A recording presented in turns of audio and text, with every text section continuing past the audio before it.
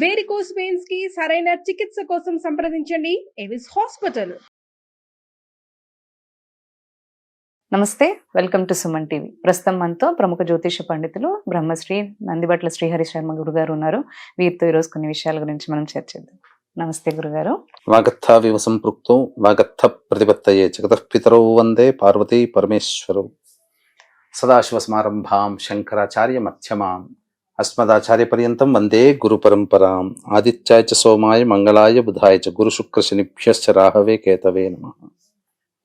శృంగేరి జగద్గురు పీఠాధిపతులకి, కంచి పీఠాధిపతులకి నమస్కారములు తెలియజేసుకుంటూ కార్యక్రమాన్ని ప్రారంభిద్దాం. కొంతమంది ఏంటంటే మాంసాహారం తినని వాళ్ళు ఉంటారు, అలాగే మాంసాహారం తినని రోజులు ఉంటాయి. అదే టైంలో కొంతమంది ఉల్లి వెల్లుల్ని కూడా ఆపేస్తూ ఉంటారు, అది కూడా మాంసాహారంతో సమానం అని చెప్పి. నిజంగానే మనకి ఈ ఉల్లుళ్ళు అనేది మాంసాహారంతో సమానం అంటారా? ఉల్లి వెల్లుల్లి తినకూడదని చెప్పేసి మనకు శాస్త్రం చెప్పబడి ఉంది. అంటే ఎవరు తినకూడదు, ఎవరు తినవచ్చు అనేటువంటి విషయాల్ని ఇక్కడ మనం తెలుసుకోవాలి. గుడ్డిగా తినకూడదు అనేది చెప్పడానికి లేదు. ఎందుకనంటే వాటికి ఉండేటువంటి ఆహారానికి ఉన్నటువంటి గుణాలని బట్టి ఎవరెవరు తినొచ్చు, వాటిని ఎవరెవరు తినకూడదు చెప్పింది శాస్త్రం. కానీ ఈ మధ్యలో చాలా మంది వక్రీకరణ చేసి ఉల్లి వెల్లుల్లి తినకూడదు అని చెప్పారు. అంటే ఎవరు తినవచ్చు, ఎవరు తినకూడదు అని అంటే, ముఖ్యంగా పూర్వకాలం నుంచి మనం చూసుకున్నట్లయితే మనకున్నటువంటివి 3 గుణాలు ఎవరికైనా కానీ, సత్వగుణము, రజోగుణము, తామస గుణం. కాబట్టి ఈ సత్వగుణము అనేటువంటిది పాటించేటువంటి వాళ్ళు ఎవరు అంటే బ్రాహ్మణులు, సాధువులు, సన్యాసులు, మఠాధిపతులు, పీఠాధిపతులు, అలాగే సమాజం కోసం పాటుపడేటువంటి వాళ్ళు, మంచి చెడు మంచి మార్గంలో అందరినీ పయనింప చేయాలని ఆలోచన చేసేటువంటి సంఘ సంస్కర్తలు, ఇటువంటి వారు ఉల్లి వెల్లుల్లి తినకూడదు అని చెప్పి శాస్త్రం చెప్పబడి ఉంది. సాక్షాత్తు కృష్ణుడు కూడా చెప్పబడి ఉన్నాడు. అంటే ఎందుకు తినకూడదు, వీటి యొక్క జనన వృత్తాంతము మనం తెలుసుకుందాం. మనకు 2 కథలు అనేటువంటివి దీని ద్వారా మనకు వస్తున్నాయి, ఈ ఉల్లి వెల్లుల్లి యొక్క జన్మకు సంబంధించి. అంటే పరమ భాగవతోత్తముడైనటువంటి షట్చక్రవర్తులలో ఉన్నటువంటి ఒకడు శిబి చక్రవర్తి.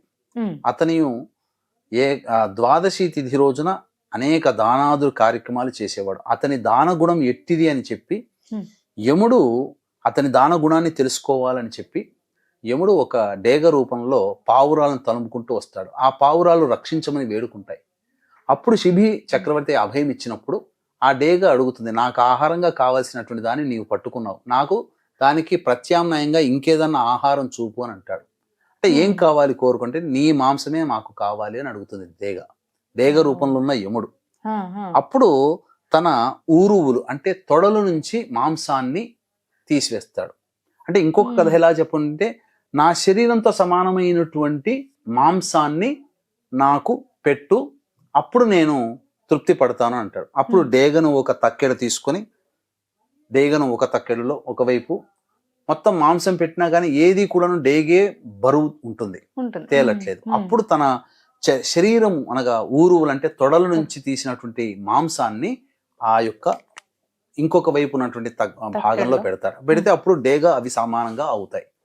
అంటే ఆ తీసే క్రమంలో అతని శరీరం, శివి చక్రవర్తి శరీరం నుంచి జాలువారినటువంటి రుధిరము అంటే ఏంటి, ఈ రక్తము నుంచి పుట్టినటువంటివే పుట్టగొడుగులు, వెల్లుల్లి, ఉల్లిపాయలు.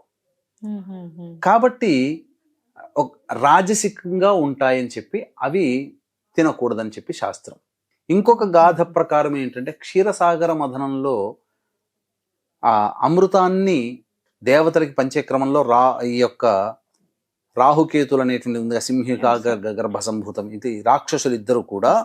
అప్పుడు ఏంటంటే ఆ రాహు అనేటువంటి వాడు పక్కన చేరుతాడు, దేవతల పక్కన చేరి అమృతపానం చేస్తాడు. ఇది గమనించినటువంటి సూర్యచంద్రులు విష్ణువుకి సంజ్ఞ చేయగా సుదర్శన చక్రంతో తలను నరికేస్తాడు. ఆ తల నుంచి పడినటువంటి ఈ సంబంధించినటువంటి రక్తము, ఆ నాలిక నుంచి వచ్చినటువంటి లాలాజలము రెండూ పడి ఉల్లిపాయ వెల్లుల్లిగా మారిపోయాయి. ఆ విధంగా రాక్షసుల యొక్క ద్వారా జన్మించబడినటువంటిది కాబట్టి ఇది తినకూడదు. తినకూడదని చెప్పి బ్రాహ్మణులు, అయ్యంగార్లు, అయ్యర్సు, మధ్వలు, స్మార్తులు, సన్యాసులు, పీఠాధిపతులు, మఠాధిపతులు, యోగాన్ని అవలంబించేటువంటి వాళ్ళు, అనగా ధ్యానము యోగా చేస్తారు కదా, అటువంటి వాళ్ళు వీటిని తినరు. ఎందుకనంటే రాజసికమైనటువంటి ఆహారము. పైగా ఇవి తిన్నప్పుడు ఏమవుతుందంటే మనిషిలో కామోద్రేకములు పెరుగుతాయి. తినగా తినగా తినగా తినగా తినగా ఏమవుతుందంటే అతను ఏ పని ఎందుకు చేస్తున్నాడో తెలియకుండా వితండవాదములు చేస్తూ చాలా ఘోరంగా ప్రవర్తించే పరిస్థితికి మానవుడు దిగజారుతాడని చెప్పి అవి నిషేధించడం జరిగింది. పైగా మీరు గమనించుకుంటే సాధారణంగా ఉల్లి వెల్లుల్లి అనేటువంటివి ఏంటంటే భూమి లోపల పెరుగుతాయి.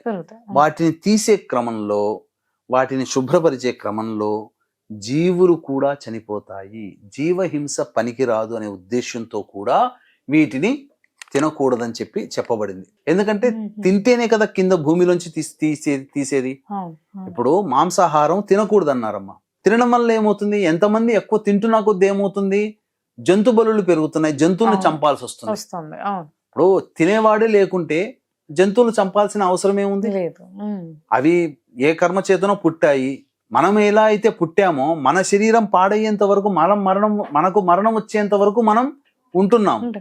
కానీ మన స్వార్థం కోసం, మన జిహ్వ చాపల్యం కోసం సాటి ప్రాణిని చంపి మనం తింటున్నాం.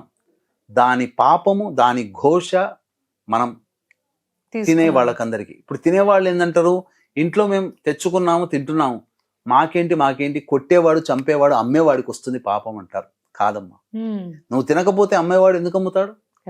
అంతే కదా. నువ్వు తినడం ఆపేస్తే అమ్మేవాడు అమ్మడు, వేరే వ్యాపారం చేసుకుంటాడు, అమ్మాల్సిన అవసరం ఏముంది? కాబట్టి మాంసాహారం అన్ని వేళలా పనికిరాదమ్మా. పైగా జీవహింస అని చెప్పాను కదా, ఆ జీవహింస కూడా చేయడానికి ఇష్టపడేవాళ్ళు కారు పూర్వీకులు. అందుకే ఉల్లి వెల్లుల్లి నిషేధించారు.